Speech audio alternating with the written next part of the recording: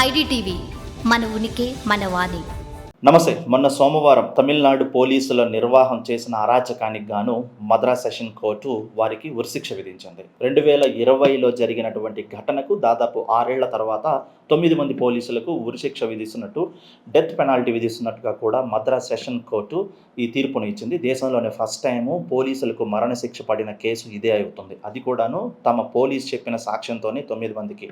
అక్కడున్న head constable, మహిళా head constable Revathi ఇచ్చినటువంటి కీలక సాక్ష్యాల ఆధారంగా మద్రాస్ సెషన్ కోర్టు వీరికి ఉరిశిక్ష విధించింది. 2020 సంవత్సరం లాక్డౌన్ టైంలో ఆ రోజు ఉన్నటువంటి పరిస్థితుల కారణంగా లాక్డౌన్ కండిషన్స్ని వ్యతిరేకించి షాప్ ఓపెన్ చేశారన్న నెపంతో తండ్రి కొడుకులను ఇద్దరును లాకప్ డెత్ చేసిన కారణంగా విచారణ జరిగిన 5 ఏళ్ల తర్వాత కానీ ఇప్పటికీ వారికి ఉరిశిక్ష విధించడం జరిగింది. ఇది కూడా అంత సామాన్యంగా జరగలేదు. ఆ రోజు తండ్రి కొడుకులు ఇద్దరిని కూడా కేవలం విచారణ పేరుతో పోలీసులు ఎంత చిత్రహింసలు పెట్టి హింసించారనేది తమ తోటి కానిస్టేబుల్ రేవతి ఇచ్చిన సాక్ష్యాల ఆధారంగా ఈ రోజున 10 మందిలో భాగంగా మెయిన్ ఎవరైతే ఉన్నారో హెడ్ ఆయన కోవిడ్తో కారణంగా చనిపోవడం జరిగింది. మిగిలిన 9 మంది పోలీసులకు గాను మద్రాస్ సెషన్ కోర్టు ఈ తీర్పునిస్తూ కూడా నిన్న సోమవారం జడ్జిమెంట్ ఇవ్వడం జరిగింది.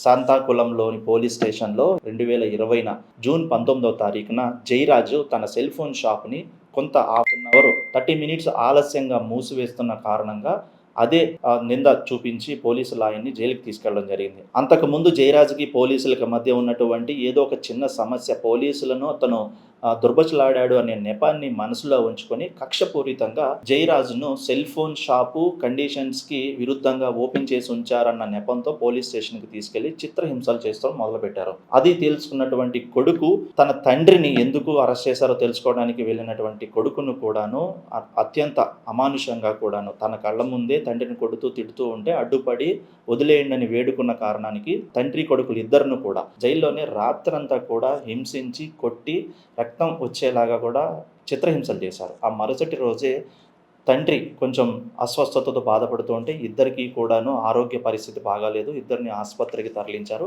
అక్కడ ఒకరోజు ముందే తన తండ్రి ఆల్రెడీ వైద్య నిమిత్తంగా జరుగుతుండగానే కొడుకు మరణించడం, ఆ మరుసటి రోజే ఛాతీ నొప్పితో జయరాజ్ కూడా మరణించాడు. 2020 ఈ కేసు ఒక పెద్ద సంచలనము. అక్కడ ప్రజాస్వామ్య సంఘాలు కానివ్వండి, లేకపోతే మానవ హక్కుల సంఘాలు కానివ్వండి, ఈ కేసుని ఖచ్చితంగా కూడా న్యాయం చేయాలంటూ కూడాను ఆ రోజు ఉన్నటువంటి పరిస్థితుల కారణంగా మద్రాస్ హైకోర్టు అలాగే మదురై సెషన్ కోర్టు కూడా సుమోటోగా ఈ కేసును సేకరించాయన్నమాట. ఈ కేసుని ఖచ్చితంగా కూడాను తగిన సాక్ష్యాధారాలను సేకరించి ముందుకు తీసుకెళ్లాలని అప్పుడున్నటువంటి లోకల్ పోలీసులకి ఎవరైతే ఆదేశాలు జారీ చేశారో, కాకపోతే ఈ శాంతాకులం పోలీస్ స్టేషను ఈ కస్టోడియల్ డెత్ విషయంలో కూడా సరిగా సహకరించట్లేదు. అలాగే పోలీస్ స్టేషన్లో ఉన్నటువంటి సిబ్బంది నుంచి కూడా బెదిరింపులు చాలా వరకు కూడా వ్యతిరేకంగా ఉంటుందన్నమాట. సో దీన్ని బట్టి సిబిఐకి అప్పగించారు. తర్వాత మద్రాస్ హైకోర్టు అలాగే మదురై సెషన్ కోర్టు సిబిఐ విచారణ చేపట్టినప్పటి నుంచి దాదాపు 5 ఏళ్ల పాటు ఈ విచారణ కొనసాగుతూ వచ్చింది. చివరికి తన తోటి ఉద్యోగి అయినటువంటి head constables lady constable Revathi ఎన్ని బెదిరింపులు వచ్చినా సరే, ఎంతమంది ఎన్ని బెదిరింపులు చేసినా సరే ఎక్కడా కూడా వెనకాడకుండా ఆ రోజు రాత్రి తండ్రి కొడుకులను హింసించి చంపినటువంటి ప్రతి విషయాన్ని కూడా పోసుకొచ్చినట్టు కోర్టు ముందు చెప్పడము, ఆ తర్వాత ఈ 9 మందిని కస్టడీలోకి తీసుకొని ఏం జరిగిందో విన్న తర్వాత మద్రాస్ హైకోర్టు అలాగే మన మదురై సెషన్ కోర్టు కూడాను ఇద్దరూ కూడాను ఇంత ప్రజలను కాపాడాల్సిన వ్యవస్థ, ఆ వ్యవస్థలో ఉన్నటువంటి వీళ్ళు ప్రజాస్వామ్యాన్ని కూలీ చేసే విధంగా ఇద్దరు అమాయకులను ఎంత చిత్రించి హింసించి లాకప్ డెత్ సంబంధించి చాలా కూడాను హ్యూమన్ రైట్స్ లెక్కల ప్రకారం మన దేశంలో దాదాపు ఇప్పటి వరకు కూడాను గడిచిన 4-5 ఏళ్లలో దాదాపు 20,000 మంది లాకప్ డెత్లోనే మరణించారు. దేశం మొత్తం మీద వివిధ రకాల కేసుల్లో భాగంగాను పోలీస్ స్టేషన్కి విచారణకు వెళ్ళిన నిమిత్తంలో భాగంగా వాళ్ళని హింసించి లాకప్లోనే చనిపోయిన వాళ్ళ సంఖ్య అక్షరాల 20,000 మంది.